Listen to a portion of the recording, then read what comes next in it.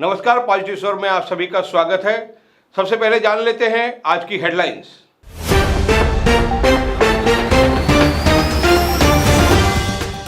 महाराष्ट्र में कांग्रेस का हंगामा, फडणवीस के घर में घुसने की कोशिश। अब एक ही कार्ड से चलेगी मुंबई, इस माह के अंत तक जारी होगा कार्ड। और केडीएमसी की प्रभाग रचना पर बवाल, उल्लासनगर के भाग को भी शामिल किया गया केडीएमसी में।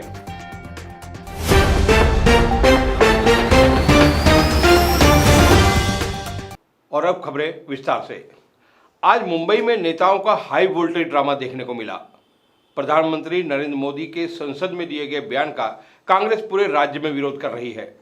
कांग्रेस के प्रदेश अध्यक्ष नाना पटोले के नेतृत्व में आज भाजपा नेता और राज्य के पूर्व मुख्यमंत्री देवेंद्र फडणवीस के सागर बंगले पर आंदोलन होने वाला था। कांग्रेस ने देवेंद्र फडणवीस के आवास पर आंदोलन की चेतावनी भी दी थी, लेकिन मोर्चा फडणवीस के घर नहीं पहुंच सका।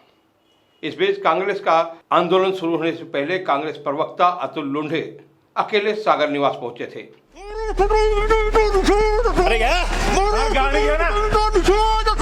लोंढे के पहुंचते ही पुलिस ने उन्हें पकड़ लिया जब सागर घर में प्रवेश कर रहे थे। पुलिस ने लोंढे का हाथ पकड़ लिया, उनकी पीठ पकड़ी और उन्हें खींचकर कार में डाल दिया। लोंढे लगातार नारेबाजी कर रहे थे, जबकि पुलिस उनका मुंह दबाने की कोशिश कर रही थी।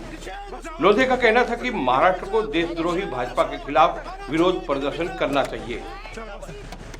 उन्होंने छत्रपति शिवाजी के महाराष्ट्र का अपमान करने के लिए भाजपा की कड़ी आलोचना की। दो पुलिसकर्मियों ने लोंढे को कार में बैठा लिया। हालांकि ऐसे में भी लोंढे भाजपा के विरोध में नारे लगाते रहे।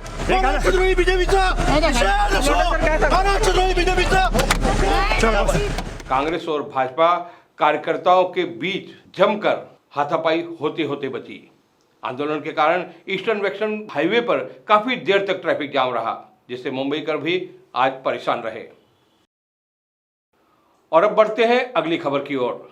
देश की आर्थिक राजधानी मुंबई में अब एक ही कार्ड से मुंबई लोकल ट्रेनों, बेस्ट की बसों और मेट्रो में सफर किया जा सकेगा। बेस्ट की ओर से महीने के आखिर में यह सुविधा उपलब्ध करवा दी जाएगी। देश भर में जहां बस, मेट्रो और अन्य परिवहन सेवाओं के लिए एक सिंगल कार्ड की सुविधा लागू है, वहां भी इस बेस्ट कार्ड का इस्तेमाल किया जा सकेगा। हर रोज कई लोग देश विदेश और महाराष्ट्र के अलग अलग हिस्सों से मुंबई में अपने कामों के लिए आते हैं। ऐसे में अलग अलग सफर के लिए कई बार टिकट लेने के सिलसिले में काफी वक्त लगा करता है। अब इस बेस्ट योजना की वजह से यात्रियों का समय बचेगा। बेस्ट के इस कार्ड में यह सुविधा दी गई है कि देश में जहां जहां बस, मेट्रो और अन्य सार्वजनिक परिवहन सेवाओं में इस तरह के कॉमन कार्ड का चलन है, वहां वहां इसका इस्तेमाल किया जा सकेगा। और खासियत यह है कि बेस्ट प्रशासन की ओर से यह भी कहा गया है कि एक बैंक से करार किया गया है। इससे इस कार्ड का इस्तेमाल डेबिट कार्ड के रूप में भी किया जा सकेगा। बिजली बिल भरने की सुविधा समेत अन्य सुविधाएं भी इस कार्ड में मौजूद रहेंगी। अब देखते हैं कि मुंबई वासी इस कार्ड का किस तरह से इस्तेमाल करते हैं। और अब वक्त हो चला है छोटे से ब्रेक का। हम जल्द हाजिर होते हैं। आप देखते रहिए पॉजिटिव स्वर।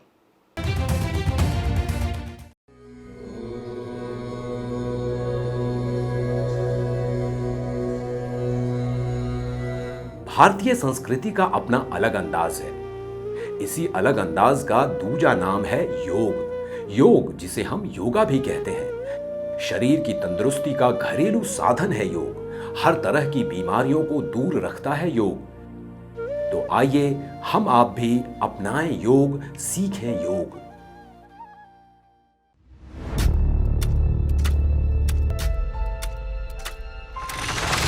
खबरें भीड़ की हो या हो अकेलेपन की, हर खबर को खास जगह देते हैं हम।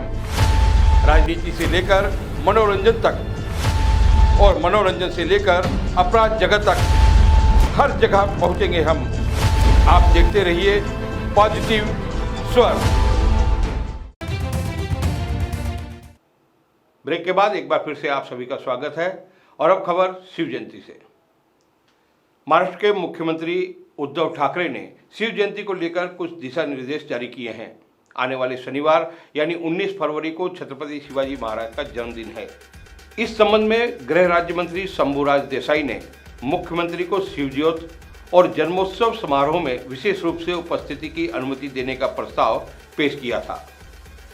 मुख्यमंत्री उद्धव ठाकरे ने प्रस्ताव को मंजूरी दे दी है। इसी तरह के निर्देश गृह विभाग सहित संबंधित एजेंसियों को भी दिए जा रहे हैं। शिव जयंती समारोह के लिए शिव ज्योति को विभिन्न शिव प्रेरणादायक स्थानों से ले जाया जाता है। इसके लिए 200 लोग इस शिव ज्योति दौड़ में भाग ले सकते हैं। साथ ही शिव जन्मोत्सव समारोह में 500 लोग शामिल हो सकेंगे। पिछले 2 वर्षों में कोरोना संकट के कारण कोई भी त्योहार हमेशा की तरह नहीं मनाया गया। कोरोना के चलते 2 सालों में हर त्योहार और सालगिरह पर कुछ न कुछ पाबंदियां लगी रहीं। इसलिए इस बार मांग की गई कि कम से कम इस साल शिव जयंती के लिए प्रतिबंधों में ढील दी जाए। उसके बाद लोगों की मांगों पर विचार करते हुए मुख्यमंत्री उद्धव ठाकरे ने बड़ी राहत दी है।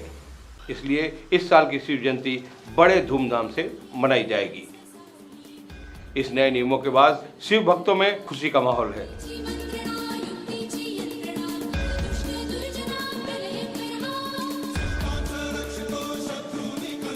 बढ़ते हैं अगली खबर की ओर। कल्याण डोंबिवली महानगर पालिका के आम चुनावों को लेकर बनाई गई प्रभाग रचना विवादों में आ गई है। इस प्रभाग रचना में उल्लासनगर महानगर पालिका का हिस्सा भी जोड़ दिया गया है। इस बारे में आज कल्याण पूर्व के भाजपा विधायक गणपत गायकवाड़ ने प्रभाग रचना को लेकर हंगामा किया और अपनी शिकायत चुनाव आयोग के सामने रखी। आइए देखते हैं विधायक गणपत गायकवाड़ क्या कह रहे हैं। जे नगरसेवक गेले ते कधीच भारतीय जनता पक्षाचे नगरसेवक नव्हते। ते फक्त निवडणुकीपुरते याच्या त्याच्या हातापाया पडून आले होते आणि ते आज तिकडे ते जिथे होते तिथं परत गेले। आम्हाला त्याचं दुःख नाही, अजून जातील त्याचंही दुःख नाही। मी भारतीय जनता पक्षाचे सक्षम कार्यकर्ते त्या आमच्या सोबत आहेत आणि ते आमच्याशी काम करतात। और अब वक्त हो चला है छोटे से ब्रेक का। हम जल्द हाजिर होते हैं। आप देखते रहिए पॉजिटिव स्वर। हमारी जिंदगी में आयुर्वेद का बड़ा महत्व है। दादी माँ के घरेलू इलाज, नीम का काढ़ा, बबुल की दातुन, दाल चीनी, लौंग, इलायची, हल्दी, जीरा और सौंफ का इस्तेमाल। जानिए आयुर्वेद की महत्वपूर्ण दुनिया हमारे साथ पॉजिटिव स्वर के माध्यम से। दिनचर्या समाज यानी कि लोक लाज का माध्यम, समाज यानी कि कुछ बंधन, कुछ बातें, समाज यानी कि दिल से दिल की मुलाकातें। हम लेकर आ रहे हैं समाज की व्याख्या। आप देखते रहिए हमारे संग पॉजिटिव स्वर। और अब खबर व्यवसाय जगत से। भारत के सफल व्यवसायी राहुल बजाज का शनिवार को मुंबई में निधन हो गया। बजाज ऑटो समूह को काफ़ी ऊंचाइयों तक लेकर जाने वाले राहुल बजाज की जिंदगी पर पेश है पॉजिटिव स्वर की खास रिपोर्ट। प्रसिद्ध व्यवसायी और बजाज समूह के पूर्व अध्यक्ष रहे राहुल बजाज का जन्म 10 जून 1938 को हुआ था। स्वर्गीय राहुल बजाज के दादाजी स्वतंत्रता सेनानी और प्रख्यात समाज सेवी रहे हैं। जमनालाल बजाज भारत में बंगाल के तत्कालीन राष्ट्रपति थे। उद्योगपति राहुल बजाज के बजाज ऑटो का भारतीय उद्योग में अपना एक अलग मुकाम है, जो देश के सबसे पुराने व्यापारिक समूहों में से एक है। बजाज घराना भारत के 10 शीर्ष व्यावसायिक घरानों में से एक है। राहुल बजाज के दादाजी जमनालाल बजाज ने 1926 में बजाज समूह की स्थापना की और बजाज के पूर्व अध्यक्ष राहुल बजाज, जो कमल नयन बजाज के पिता हैं, 1942 में उनके उत्तराधिकारी बने। दिल्ली विश्वविद्यालय से अर्थशास्त्र में स्नातक की डिग्री, बॉम्बे विश्वविद्यालय से कानून की डिग्री और हार्वर्ड बिजनेस स्कूल से MBA किया है।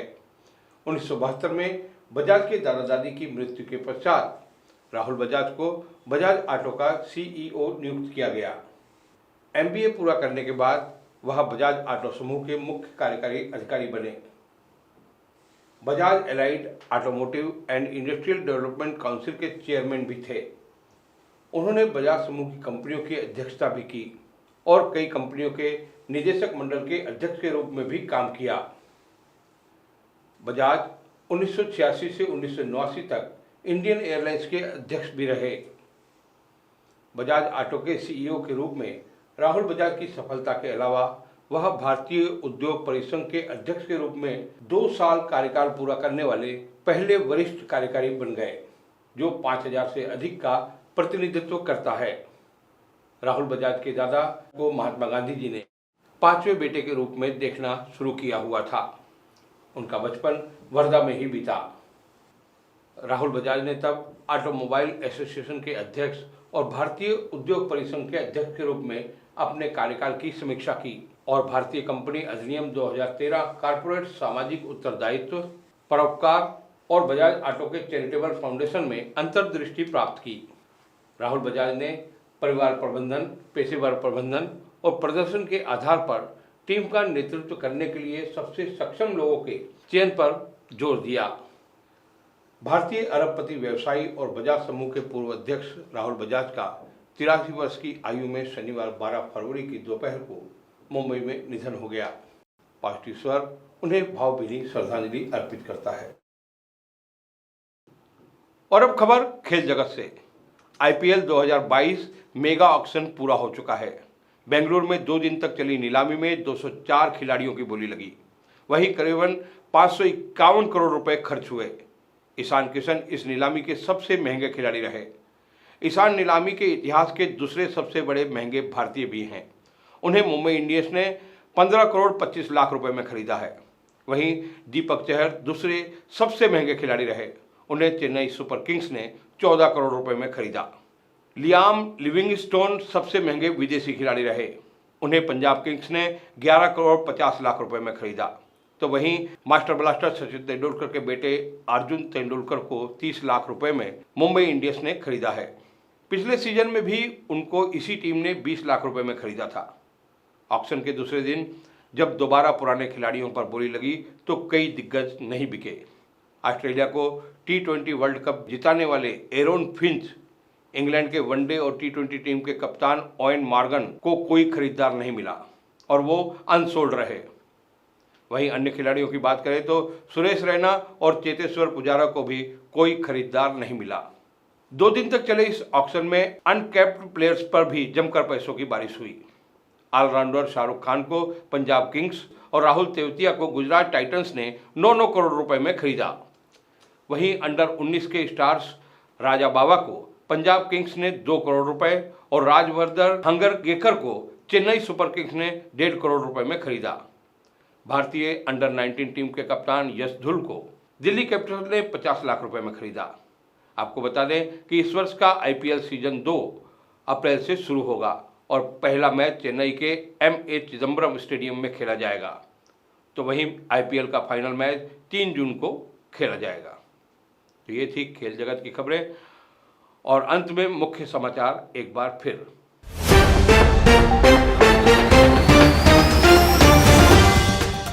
महाराष्ट्र में कांग्रेस का हंगामा, फडणवीस के घर में घुसने की कोशिश।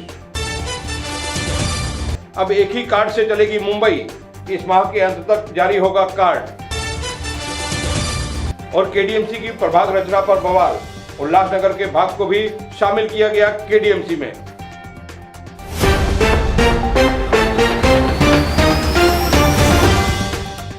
पॉजिटिव स्वर में आज के लिए बस इतना ही। आप देखते रहिए और सब्सक्राइब करते रहिए पॉजिटिव स्वर।